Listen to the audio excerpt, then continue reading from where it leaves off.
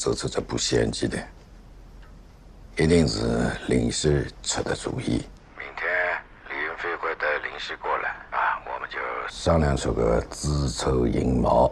林太太，苏南果然有用，林氏对他的感情还真是蛮深的呀。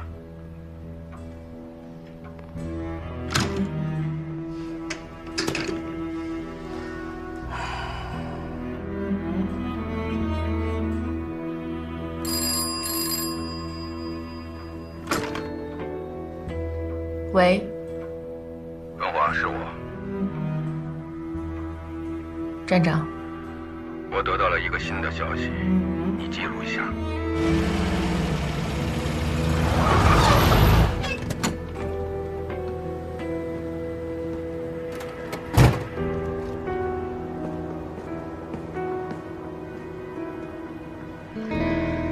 好的，我知道了，您放心。 再见。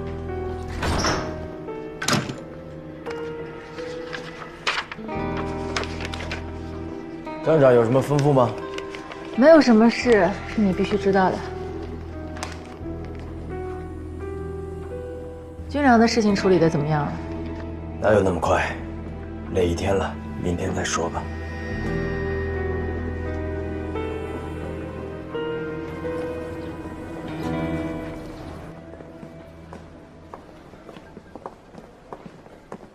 队长，钥匙。林太太啊，来找林夕的。林特派员今天不是没来办公吗？啊，看来林夕的动态还是你们比较清楚。我是来找你的，周队长。聊两句。出去吧。请坐。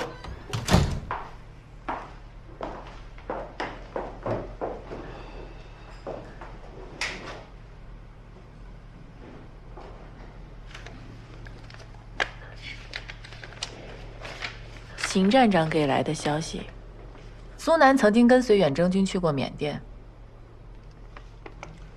我知道，他原来是66军的，回国之后并入了200师。为什么说这个66军有个团长姓罗，前不久因为贪腐案落马。他供出44年，有一场在梅缪附近发生的遭遇战是假的，当时并没有遭到日本人的伏击，更没有开过一枪一炮。 弃政了军功，又贪了军备，还真是笔好买卖啊！这不是重点，重点是苏南的档案里面有他参与过这场遭遇战的记录，甚至有他救人的细节。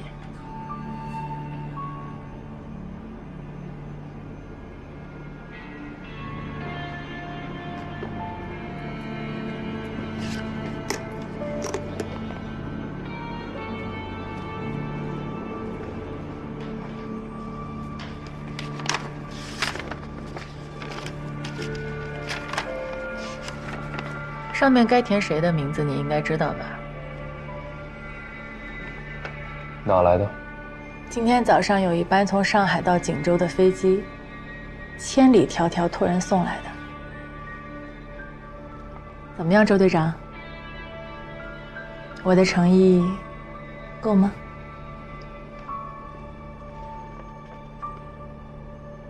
为什么找我？ 你心中有答案需要验证，我心中有芥蒂，需要除掉。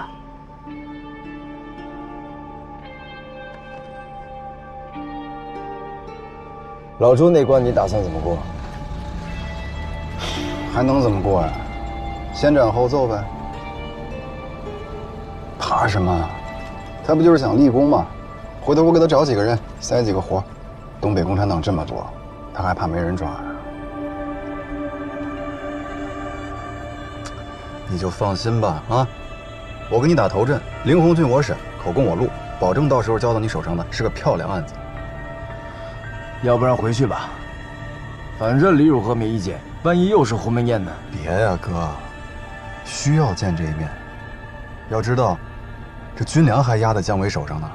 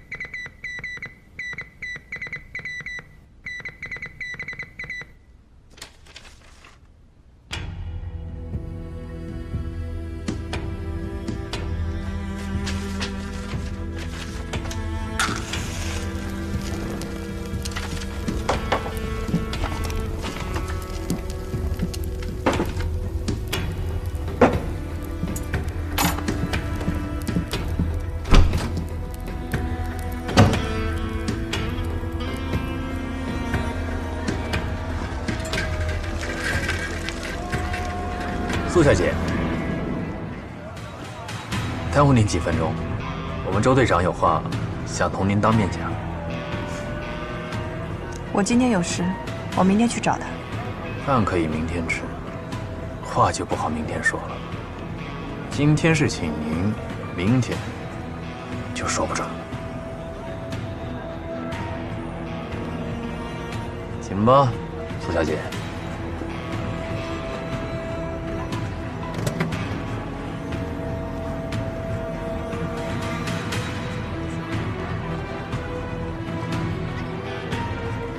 苏小姐，冒昧了。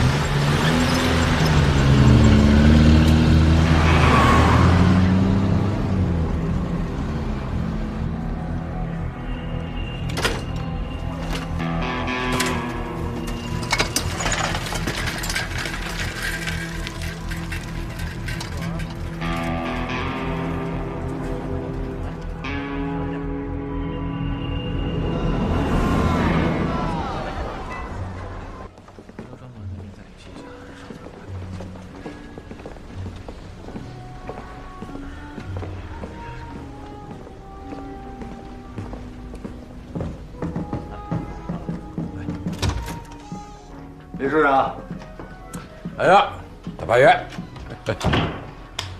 怎么样？尝尝这里的牛排。吃过了，我吃了。走，来，我们喝一杯。哎呀，接下来我们能不能过安生的日子，就要指望大八月你了。好。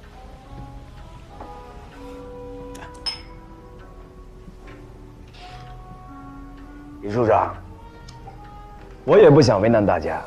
现在经济越来越差，上面很着急，所以才会把钱看得这么重。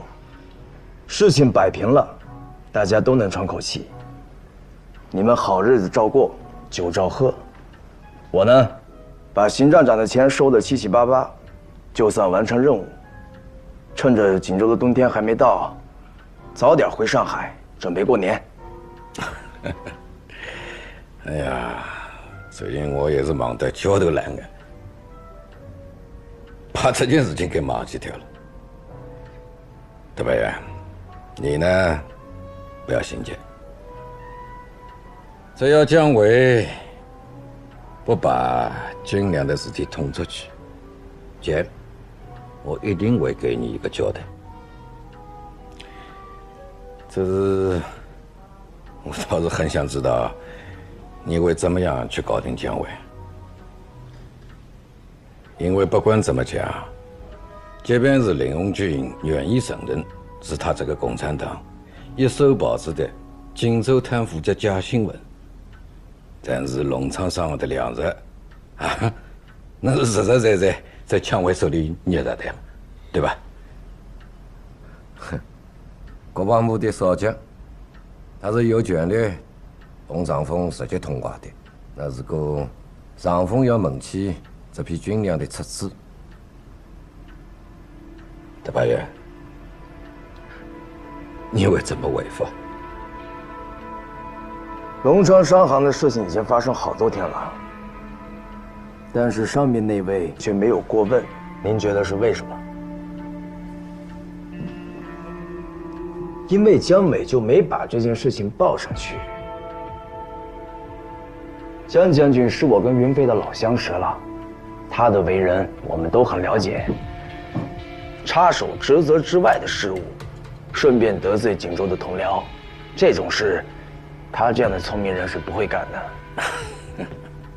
那他是在等我们开价呢啊！只要我们让林鸿俊成为造谣的共党，那这件事情面子上面就可以尘埃落定了。至于里子怎么解决，我会帮您引荐姜将军。到时候，您在国防部又多了一位朋友，何乐不为？你来。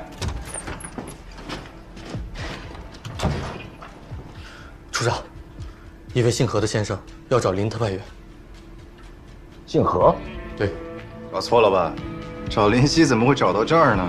林夕是不是在里面？你不能进来！别碰我！别碰我！不能进来！再说。林夕，苏南呢？苏南没回家，也没往家里打电话。我从焦总一路打听才知道你在这儿。你跟我撂句实话，告诉我苏南到底去哪儿了？苏南回没回家跟我有什么关系？你自己看不住他，往我身上泼脏水。你少给我装蒜！谁不知道你一直在纠缠苏南？你要是个男人，今天就给我把话说清楚。你们俩到底怎么回事？何天明，今天这个地方里里外外我陪你搜一遍，要是能翻出苏南半根头发，我把脑袋拧下来给你。好，走。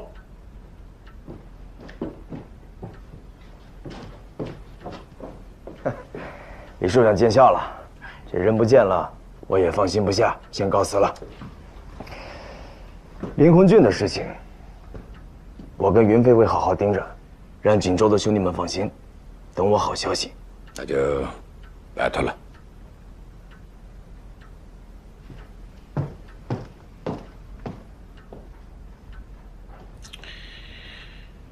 哎呀，英雄难过美人关。你这个兄弟啊，也是个警钟。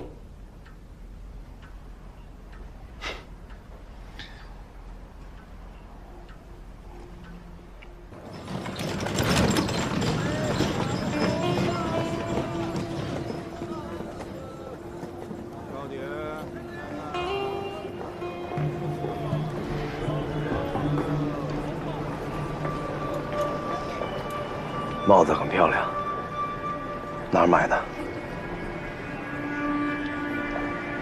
上海，锦州可没有这样的时髦货。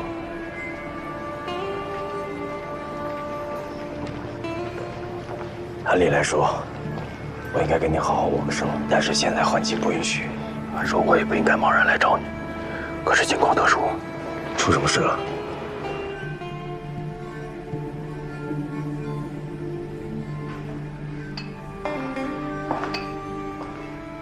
上次的舞会太过匆忙，有一些细节没问得太清楚。苏小姐还记得梅缪这个地方吗？在缅甸。你们66军曾经在梅缪遭遇过一次日本军队的伏击，你还记得是哪一天吗？周队长，但凡你上过一次真正的战场，就不会问出这样的问题。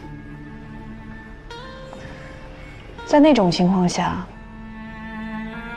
不知道什么时候就睡着了，更不知道能不能醒过来。转移、打仗、救治，根本没有时间的概念。连绵的阴雨天，只会让整个人都很混乱。如果你非要较真儿的话，我的档案里写得很清楚。那你总该记得这场战役的经过吧？周队长，你为什么要问我这些？好奇。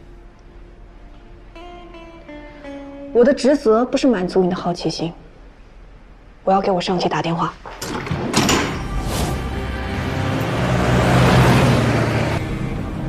14年的时候，苏南在滇西一带活动，第一次远征缅甸他并没有参加，可是档案里不是这么写的。66军本来就是一支打散了重组散溜组的队伍，里面什么样的人都有。苏南为了掩人耳目，在66军回国之后加入，参加了第2次远征。可是他的档案里没有先前的作战记录，为的就是填补离开上海之后的空白。刚刚得到消息，有一个之前的军官招供，他们当年在缅甸梅缪的那场遭遇战根本就不存在。这个消息苏南还不知道，一旦有人问起，他只会按照之前作战记录里填写的回答。如果那样的话，他就会暴露。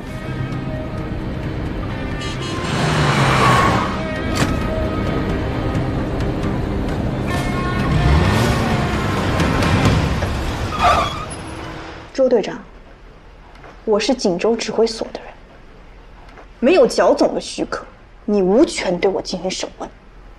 苏小姐，我并没有审问你，我只是以老朋友的身份在和你对话。你确定面对你的上级，你能回答出我的疑问吗？这个不用你操心。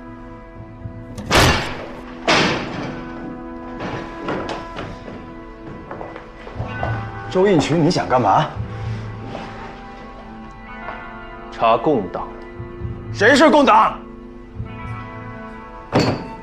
查了，自然就清楚了。调查剿总机要人员，你有上头的命令吗？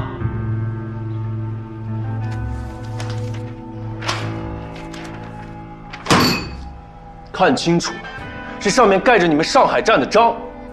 要不是我念旧情，写上苏南的名字，就不用在这儿问话了。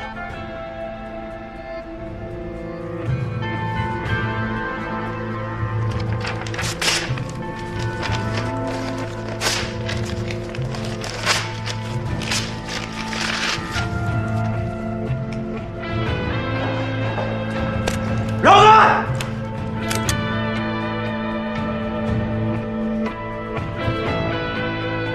你又拿枪指着我，李希，值得吗？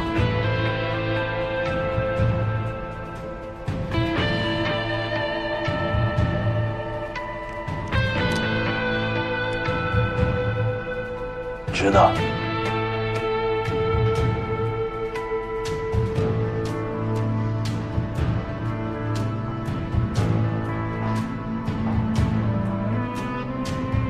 当年在上海，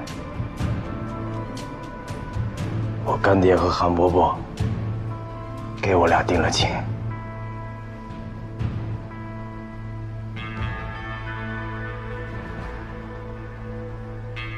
当时双方见面，彩礼都聊好了。如果不是因为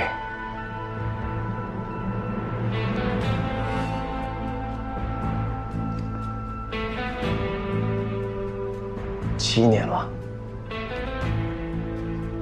这个秘密一直藏在我心里，我不敢说，因为我怕我走不出来。现在他就站在我面前，你问我值不值？既然这样，那就更应该查清楚。你是不是以为我不敢开枪？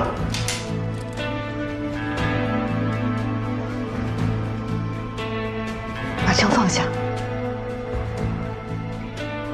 我说，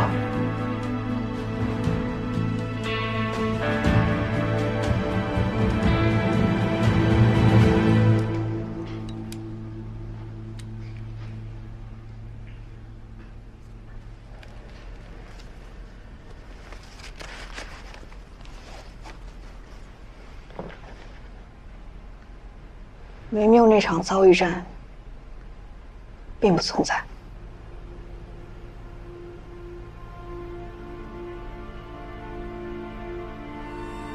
不存在，为什么会出现在你的履历上？迫不得已。是迫不得已，还是故意为之？你就不能闭嘴，好好听着？你们打过仗吗？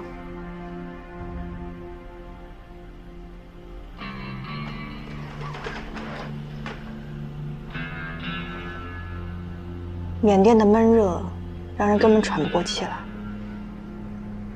到处都是毒虫和蚊子，衣服潮湿的都是一股霉味儿。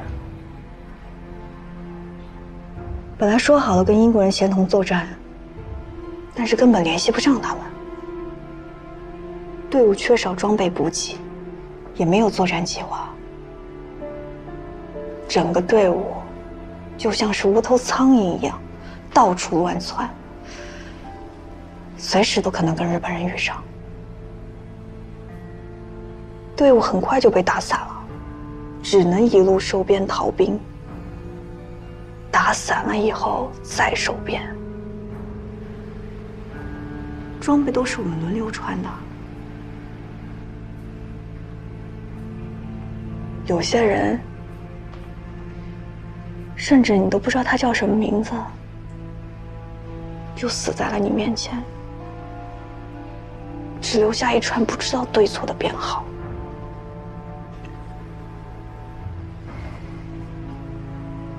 你说的这些，与我的问题无关。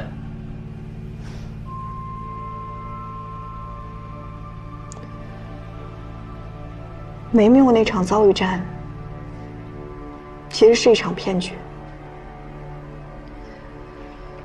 不仅是罗仁泽的主意，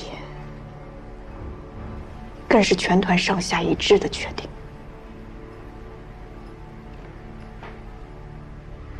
要不是因为这个谎言，队伍就拿不到补给，也得不到增援，那些死去的兄弟也得不到抚恤金。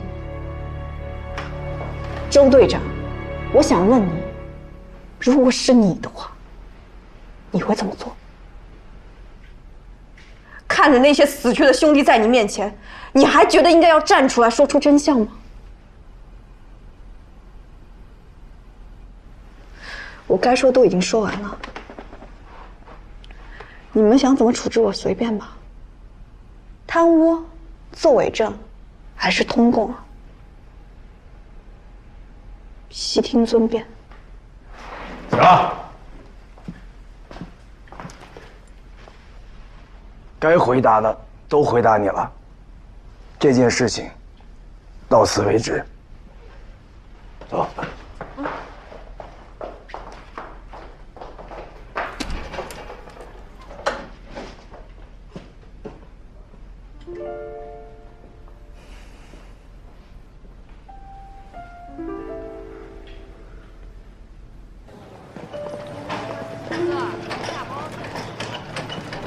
谢谢你。你真正应该感谢的是何天明同志。何天明同志告诉我，组织上已经同意了营救行动，我会想办法创造营救条件。有计划吗？军粮的锅，锦州帮正愁找不到人背呢，我正好可以借势而为。你什么时候加入我们的？3年前。只不过这3年我没有任何任务，直到这次来到锦州，林红俊才再次出现。但我不知道周英群是怎么知道这个消息的。我以为我又要像断线的风筝一样，还好，你还在。不过也真是亏你想得出来啊！定亲彩礼，这些子虚乌有的是。我也只能通过这种方式提醒你啊。那万一我当时要没听懂呢？那我也一定会救你的。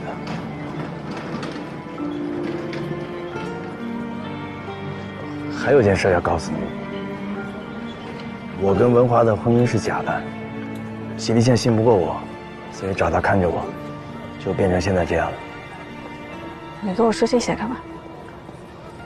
那你总要了解一下同志的情况。起风了，走吧。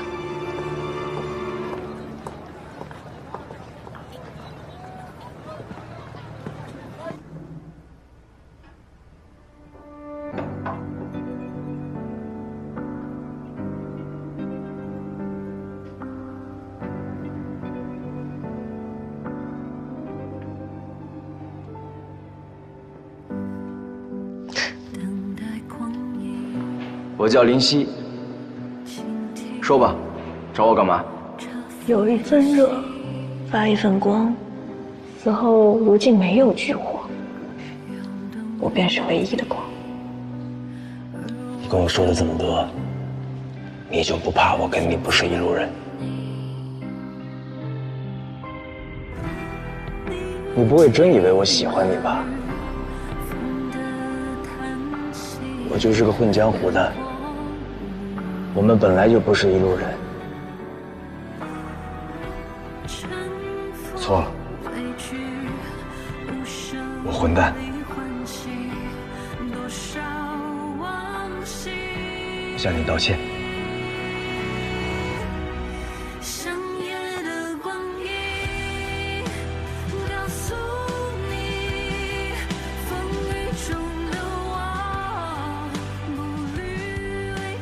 你快点，林夕。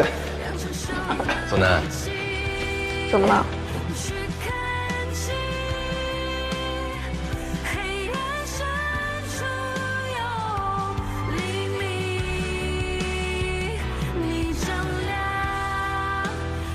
喜欢吗？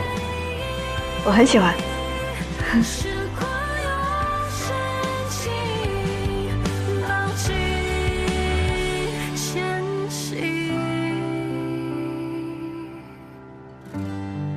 朝着远岸追寻。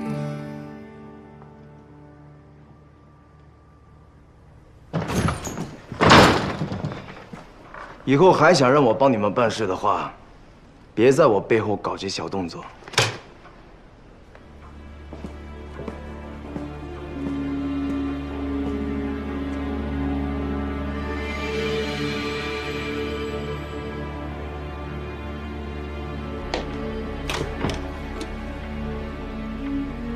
约2个小时前，何天明来过一次焦总，在打听到林夕去了军官俱乐部以后，他就去了那儿。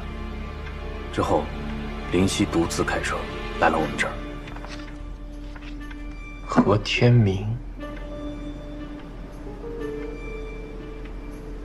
难道何天明和林夕争风吃醋是演给我们看的？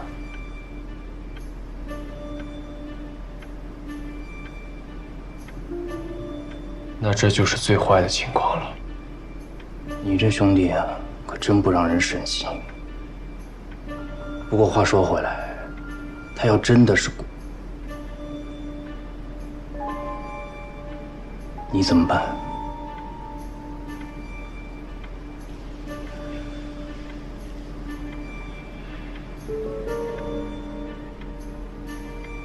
明天再从林红俊的身上找突破口吧。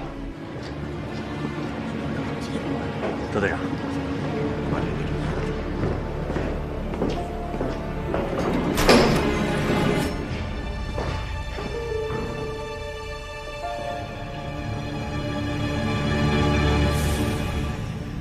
我一来就看见他们在体院，什么程序都没做，就说去李组长办公室坐坐，我就跟着过去。那帮人就拦着我，说什么都不让我进去。周队长，抱歉，组长吩咐了，谁都不让进。里面只有李云飞和林红俊2个人吗？是，组长正在审问。我们的犯人，李组长审什么呀？诬陷锦州守军贪腐。什么？上面的事情我们也不清楚，请不要为难我们。算了，等着吧。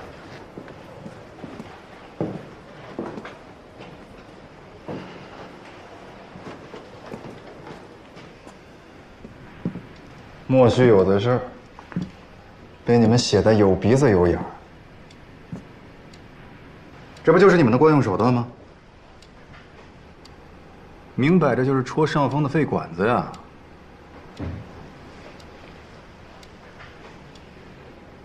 查了半天，查出什么来了？啊？平白无故给我们扣这么大一顶帽子，到底想干什么？我不知道，跟我没关系。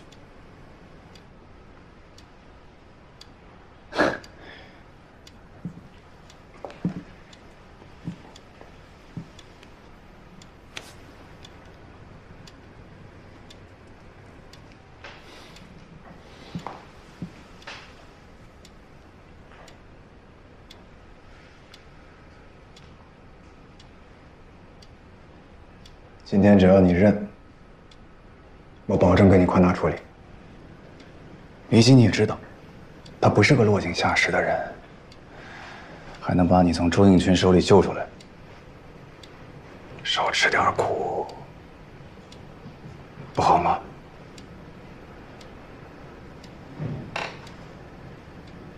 好，但是我不知道。最坏的结果，他们把贪腐的案子硬安在林红军的身上。到那时候，人就不归我们管了，千里迢迢的跑了一趟，什么都没查到，被人当笑话看。我不怕当笑话，我只想把这个案子查完。曾经我以为，只要坚持一个对的方向，坦荡磊落，坚持本心，坚持走正路，就会有好结果。但现在你看，我们坚持了那么久，努力了那么多，一扇门，2个兵，就把我们挡在外面了。没有什么比人心更脏的。我父亲的下场就是一个活生生的例子，撞得头破血流了才知道，正路未必能到终点。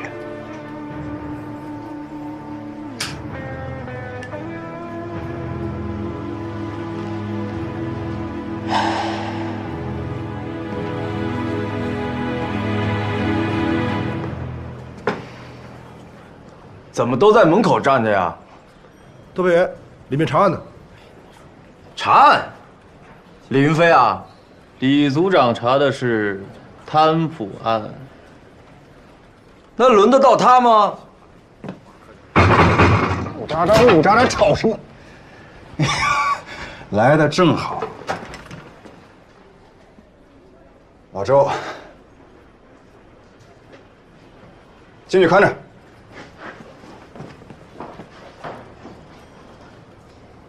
李飞，查贪腐是我的事儿，你查得着吗？我这不想帮你把案子早点落定吗？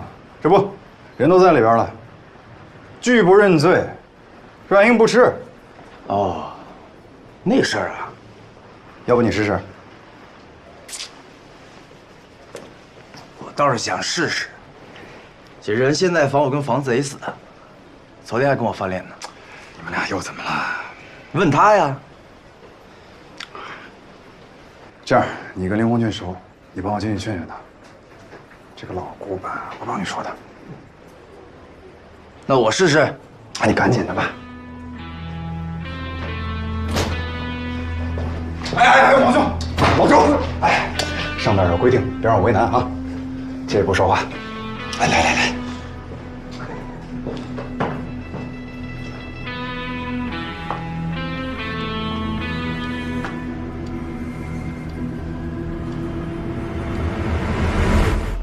出去吧。是。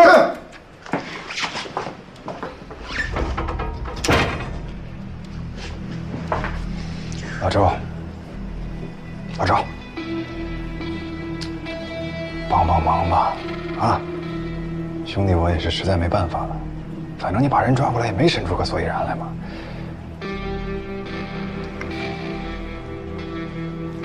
要是能跟军调案一起平了，这不一举两得的事儿吗？你放心，功劳你的，我绝对不会跟你抢。这个忙我帮不了，人是我抓的，他是什么罪名，得由我查清楚了再定。再说了，没审出什么，不代表他没有价值。不要那么死脑筋，你好好想想啊！抓一个共党，跟抓一个贪腐案的罪魁祸首，能一样吗？实在不行并案处理。你想让我认罪？我会走正常移交程序，把你移送南京。只要出了荆州，就有办法救你。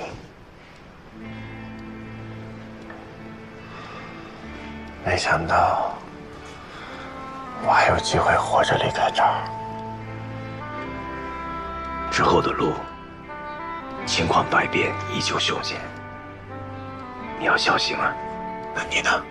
我会利用我的身份，在荆州这滩浑水中寻找新的机会。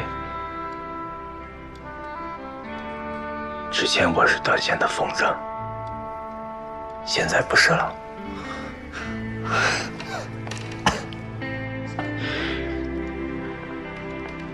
之前你救过我一次，算我幸运。如果这次我没能逃过这一劫的话，你要替我敲响所有的钟，叫醒沉睡的人，让老有所养，幼有所教，贫有所依，难有所处的新世界醒来。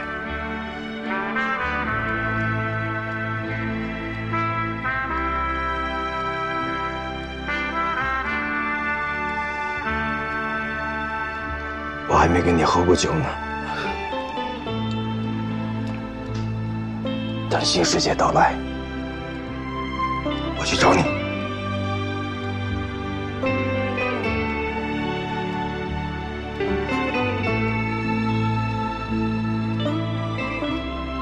好了，有什么话我们出去再说。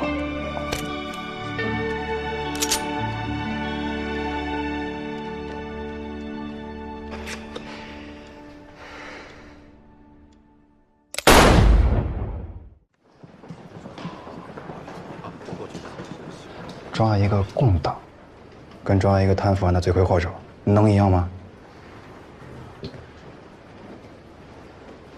实在不行并案处理，对大家都有好处。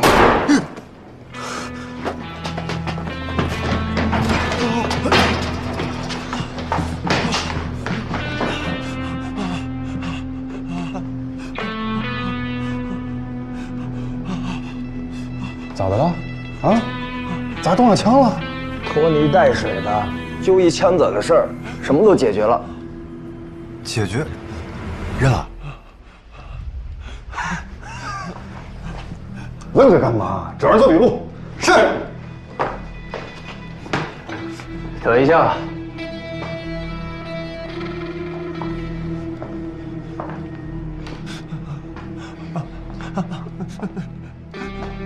既然这样，那就并案处理吧，对大家都好。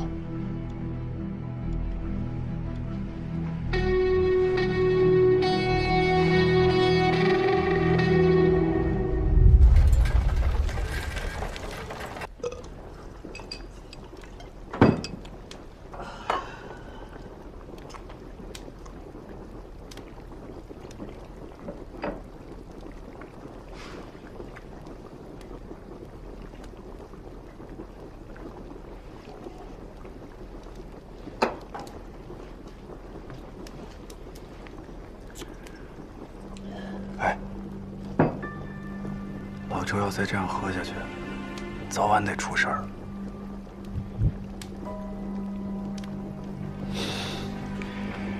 你劝劝他呀。他心里不痛快，喝痛快了就不喝了。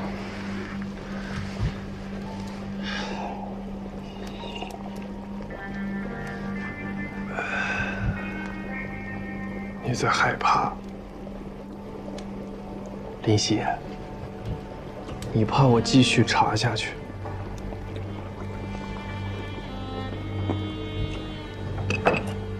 两位哥，哎，两位大哥，怎么又来了呀？都是自家兄弟，有什么话不能摊在桌面上说的？这件事情没法摊开了说。我来到东北，私自行动，冒天下之大不韪，我查自己兄弟的女人，我为了什么？啊？我就想要一个东山再起的机会。可屡次把我机会堵死的不是别人，是你们，我兄弟啊！啊！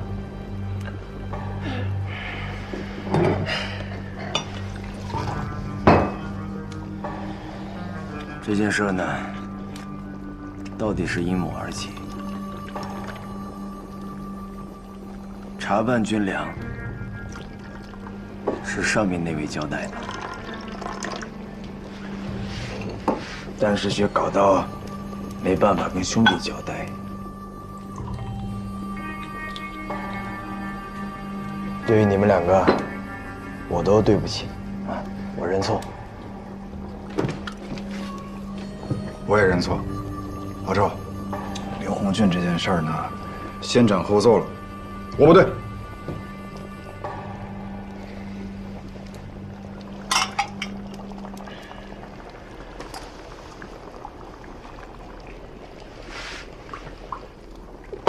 老周啊，我们俩不是开脱，就是说都有苦衷嘛。哎，你不知道啊，其实我早就跟林夕计划好了，这次查出主导贪腐案阴谋的这个功劳是要给你的。人本来就是你抓的，这份功劳你跑不掉。你这次来，不就是奔着立功来了吗？抓个共党，跟抓个主导贪腐案的共党比，那性质就不一样了。功劳那是要翻倍加的。你看啊，林夕查出了主谋，你又抓住了主谋，你俩一起合并解决了一桩大案。我呢，也能踏踏实实睡一觉，安生过我的日子去。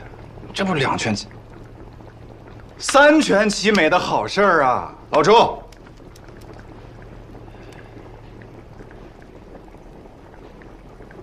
你们知道的，我想立功，但不是用这样的方式。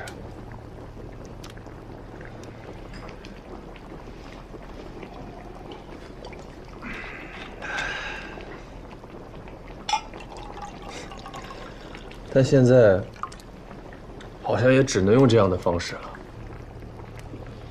但我有个要求，押送林鸿俊回南京的事情得交给我。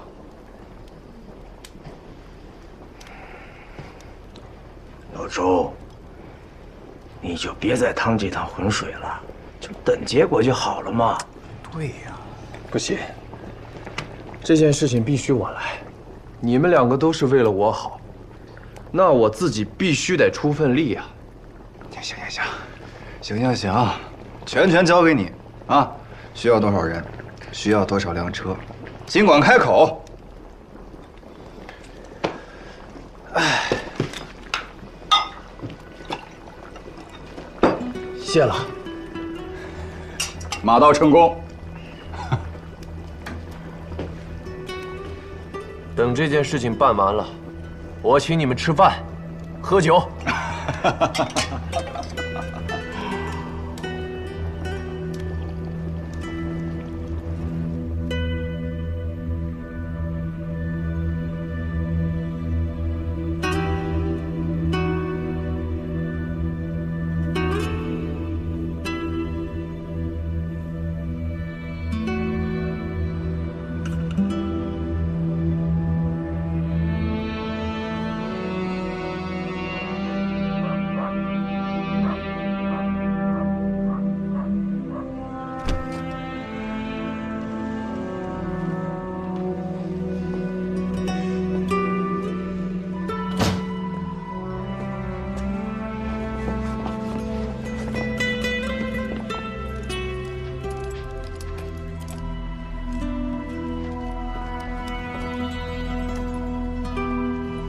交洗了吧？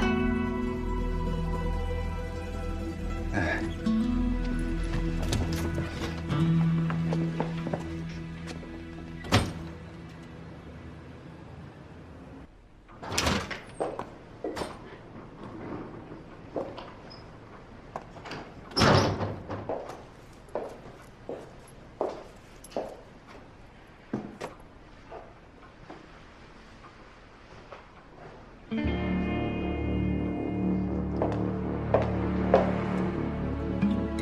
既然锦州帮又开始送钱了，什么情况你也都知道了，直接给站长汇报吧。向我汇报情况是你的义务，我不拿二手信息给站长。在锦州，你可比我要神通。我知道的你都知道，我不知道的恐怕你也早知道了。为什么会是林鸿俊？因为没有比他更合适的人选。站长不会受损，锦州帮不会反水，李云飞跟李汝和也能恢复关系，推林鸿俊，谁也挑不出毛病。那周应群呢？你把他的人提走，他没有说什么。你确定你要跟我提周应群？我为什么不能提？苏南的逮捕令是邢站长让我给周应群的，站长不希望你因为苏南分心，我不过是做了我应该做的，有错吗？直说吧，我就是心里有苏南，但是孰轻孰重，我心里有度。即便李汝和想拿苏南做底牌，我也知道该怎么应对，不会因为这层关系而影响到任务。那最好。明天我就将情况汇报给上海。至于你和苏南之间有什么纠葛，那是你的事，我不管。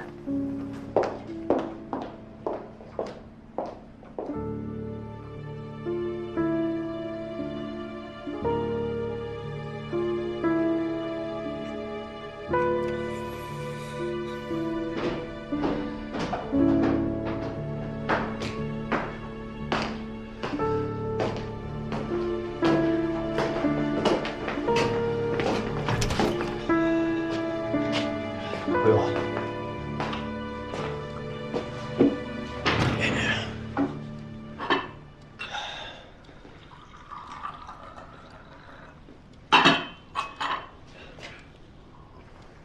打我认识你开始，就没见你喝过那么多。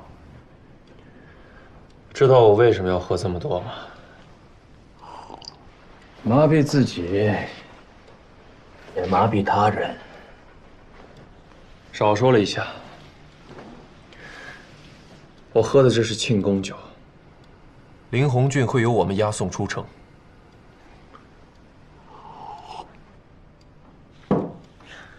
只要这件事情尘埃落定，我们就能挺胸抬头回南京了。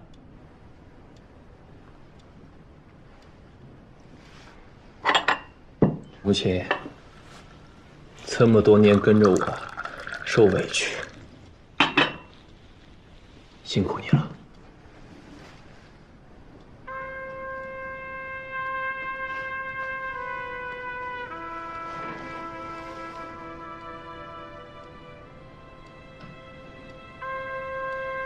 当年，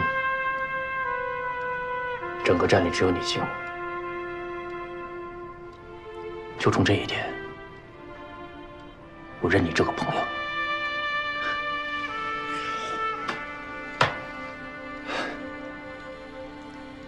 说起来，挺悲哀的。到最后，我能信任的朋友只有你。队长，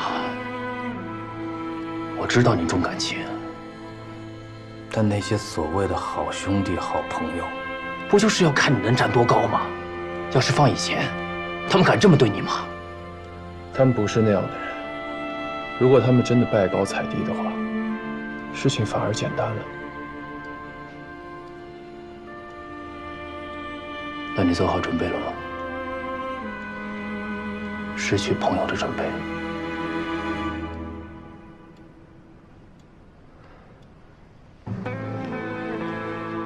我查案，不是为了证明他们是，而是为了证明他们不是。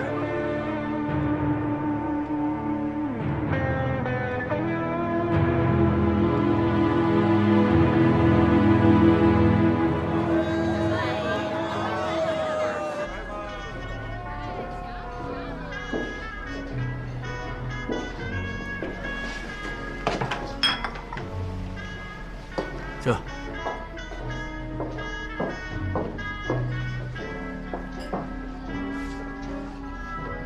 不出意外的话，押送会在明天下午。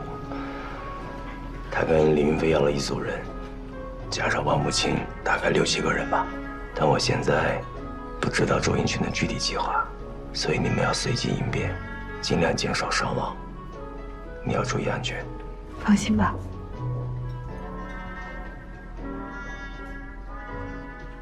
文华，你怎么来了？你别紧张，我又不是来找你的，我是来找何太太的。林太太，好巧。我想着何太太从上海来的，肯定爱喝咖啡，果不其然，在这儿碰见你了。我现在也不常喝咖啡，但是时间久了，还是会想念这个味道。何先生呢？怎么不见他来陪你喝咖啡啊？他在诊所忙呢，我一会儿就去找他。那你着急吗？不着急的话，一会儿陪我去挑点东西呗。你刚没听人家说一会儿有事儿吗？我陪你不就行了？挑东西这件事情上，我还是比较信任何太太的眼光。你要一会儿没事的话，就一块儿呗，反正我们也不介意。哎，你到底要干什么呀？我能干什么呀？青天白日的，逛逛呗。再说了，这也不是我们第一次逛街了。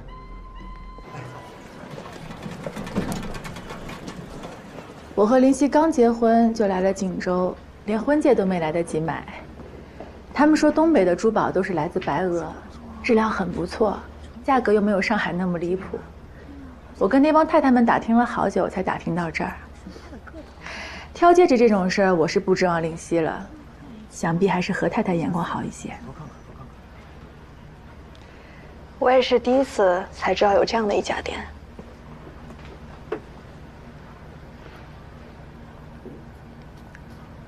何太太结婚也有一阵子了，怎么没见你戴过戒指呢？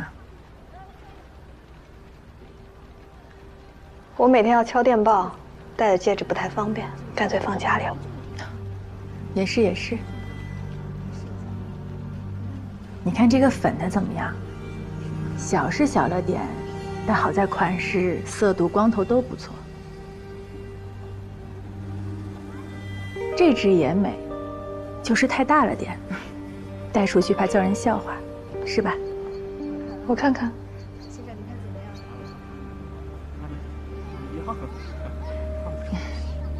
不好意思啊。不难看的。啊？你说哪只？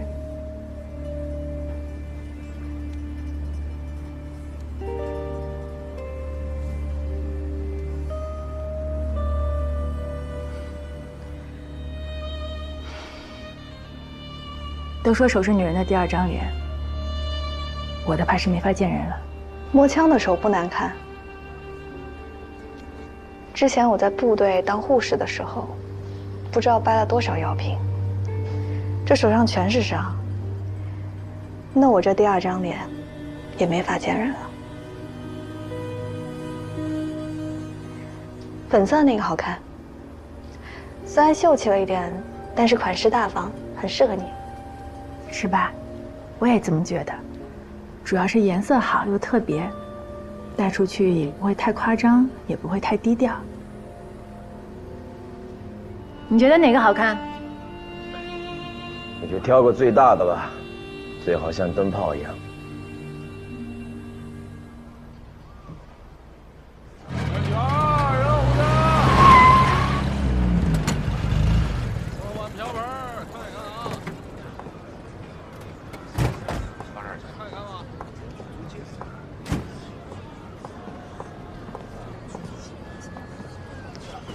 谢谢你们送我回来，下次有机会再一起逛街。好，再见。再见。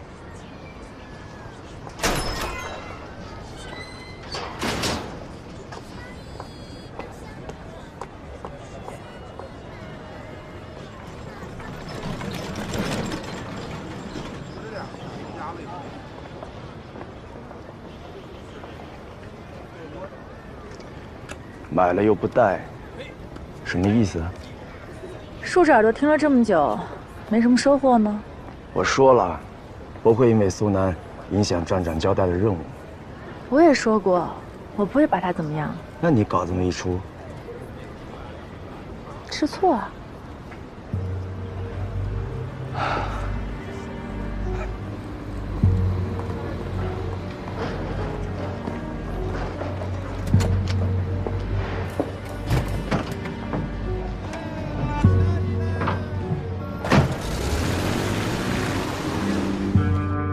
文华这次借题发挥，无非就想让我和林夕保持距离。但是这一次的试探，也能够说明，对于我们和对于林夕而言，文华都是一个不可忽视的潜在危险。苏南，你已经被周永群盯上了，现在我们又不知道文华的深浅，所以我的建议是，明天的行动你最好留在锦州，不要参与了。不行，我虽然跟周应群的交情不深，但是我们也打过几次交道。如果这一次的行动有了解他的人在的话，胜算会更大一些。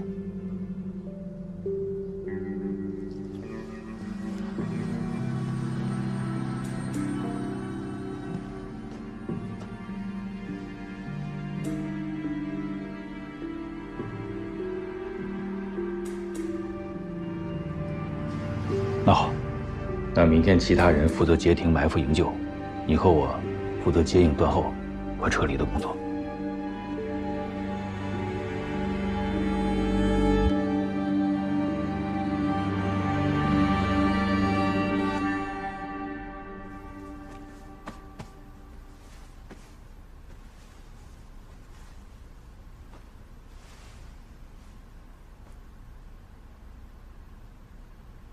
说实话，我挺佩服你的，硬扛到现在。你要是不信仰那些就好了，或许我们还能成为朋友。挺遗憾的，道不同，不相为友，各从其志，这没什么不对的。抛开立场，你是个值得尊敬的人。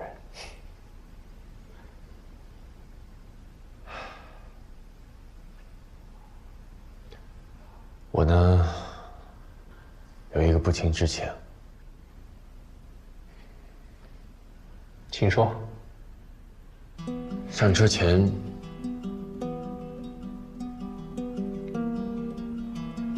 我想再出去看一看太阳。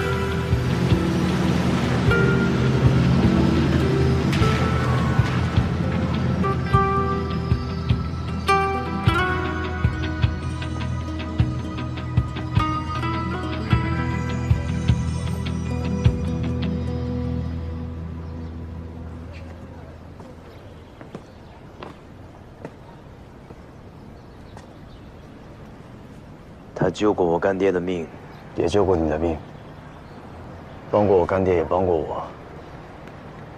这一走，估计再也见不着了。送他上这条路，你和我都有份儿。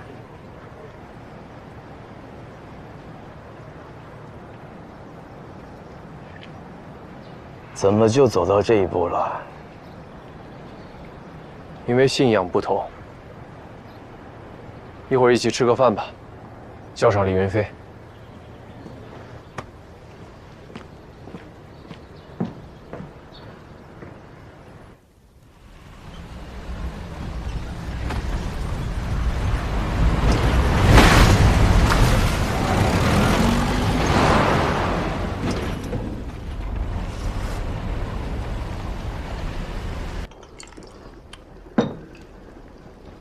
我提一杯，先说声谢谢。万万没想到我的案子能并进贪腐案，沾了二位的光了。我这下半年的功劳不愁了。这叫什么话？要说感谢，也得是我跟林夕感谢你。没有林鸿俊，我俩没法交代了。来，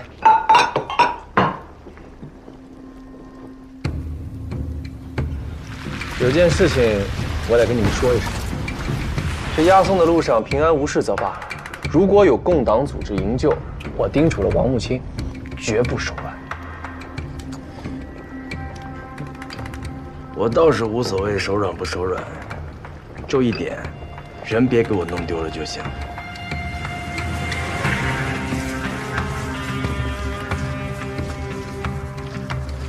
都准备好了，沉住气，等现在伏击圈咱们再打。老周留这一手是对的，本身共党最近就猖獗嘛，防着归防着，真出了什么事儿，防得住吗？林夕，你要是共党的话，你会怎么做？老周，我不知道啊，我不是。行，我现在就告诉你们我的后手。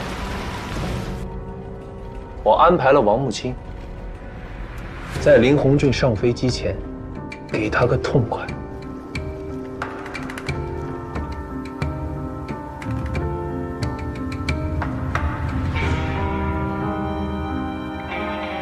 你们这个案子要的就是个替死鬼嘛，死人比活人更可靠。我帮你们动手了，你们是不是该感谢我？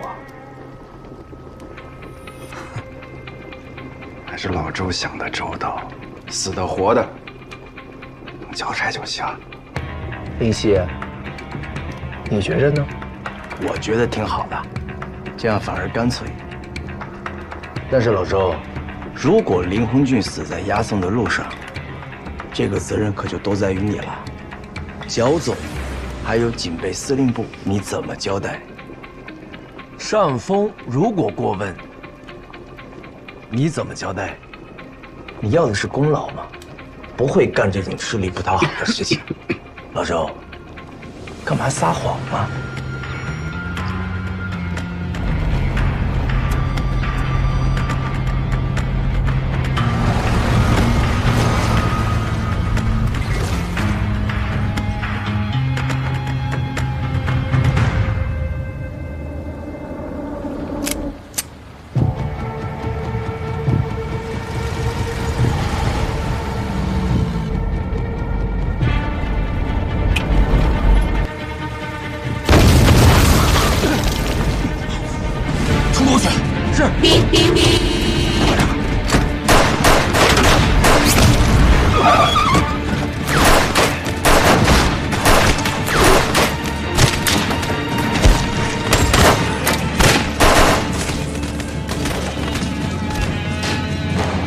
倒车！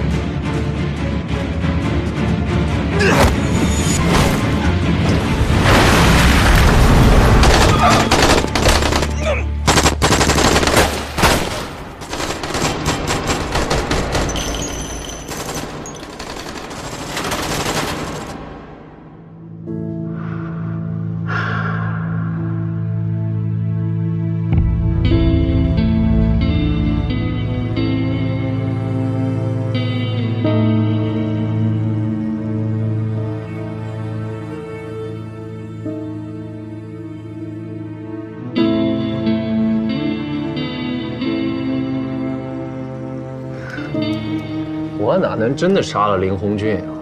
林红俊救过我的命，我哪能恩将仇报啊？这我开个玩笑，玩笑。我没跟你开玩笑。周映雪，你什么意思啊？行了，行了，行了，老周也是为我们好啊！老周你也打哈哈，你让他自己说到底什么意思？还问如果我是共党应该怎么办？我是聋了还是傻了？我听不出来啊！他这个态度不就是怀疑我吗？对，我就是怀疑你。有你在的地方就有巧合。自从我抓了林红俊之后，你总能找到机会单独见他。苏南那么大疑点，你硬装看不见。我不妨告诉你，我就怕有巧合，所以我特意跟杨处长多要了一队人。林红俊不会死，但如果有人来救他，我倒要看看这些人的庐山真面目。我们这些人里哪个没跟林红俊单独见过面？李云飞还单独审过他呢，你是不是也要怀疑李云飞？苏南的档案，老子跟你说的时候，你耳朵聋了。行了，行了。还有，我为什么见苏南？老子就喜欢他了，怎么了？你天天追人家屁股后面，舞会追着要见人家，还要单独带回审。你们俩哪次不是单独见面？我怀疑过你是共党吗？林夕，你说的是人话吗？行了，别吵吵了。哎，今天我怎么会提前知道你那些行动啊？我是奉命查贪腐，老子要不去，军粮被人运走了，我怎么交代？行了，行了。我说的是不是人话？你不用怀疑。你天天查共党查疯了是真的。李信，别吵吵了啊！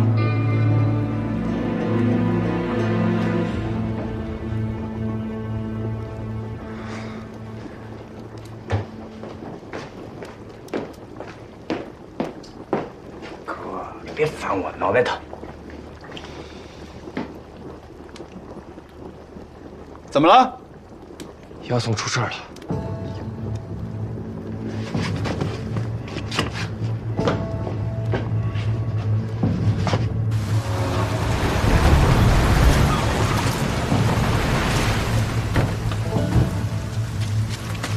长官，什么情况？营救的人跟我们交火的时候，那个方向来了另一批人，也向我们开了火。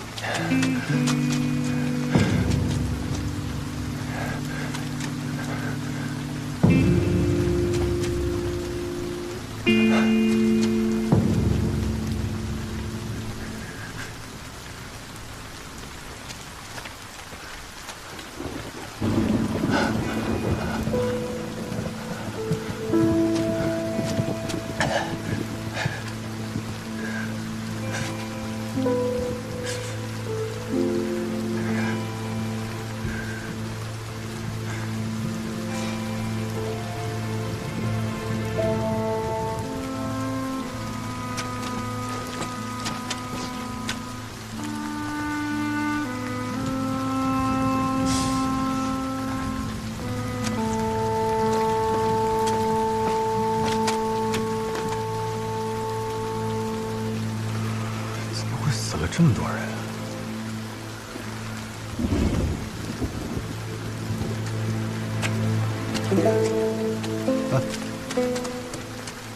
长官，现场掉的弹壳，先让兄弟们找出来，一子儿不落，听清楚了吗？嗯，是。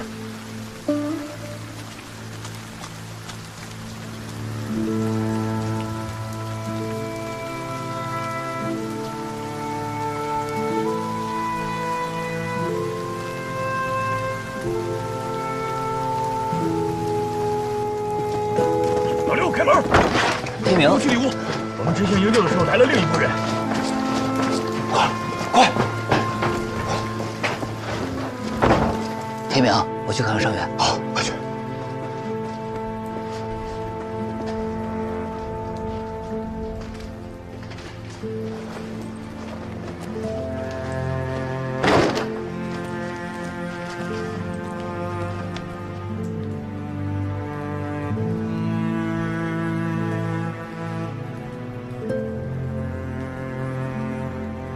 是苏南，林红军同志是名英勇的战士。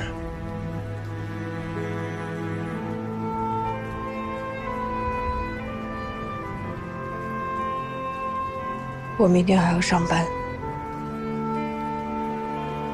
我们必须赶紧回去。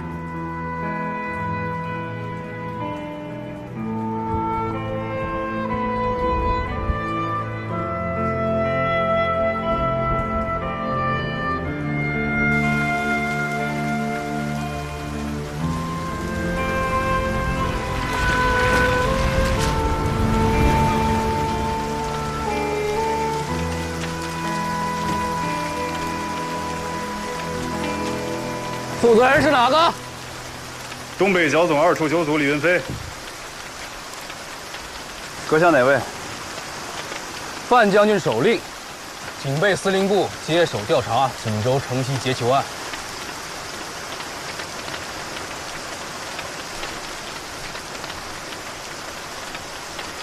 都给我围起来！范将军的手令，我们定当遵从。只是兄弟们都忙活大半天了，没有功劳也有苦劳，您说是不是？咱们商量一下，我的人跟进去几个，和你们一块儿调查，您看怎么样？范将军的手令，您跪下。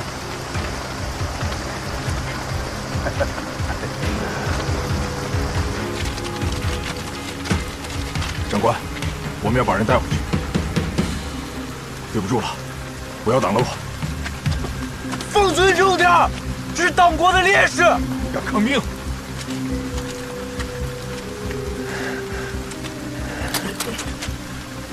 摆什么花架子？你小子敢开枪吗？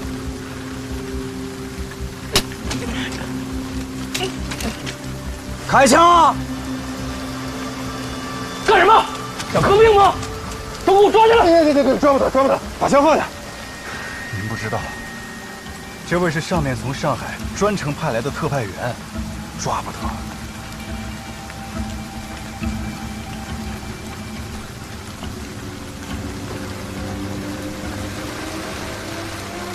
特派员，这事儿不归你管，你就别瞎掺和了。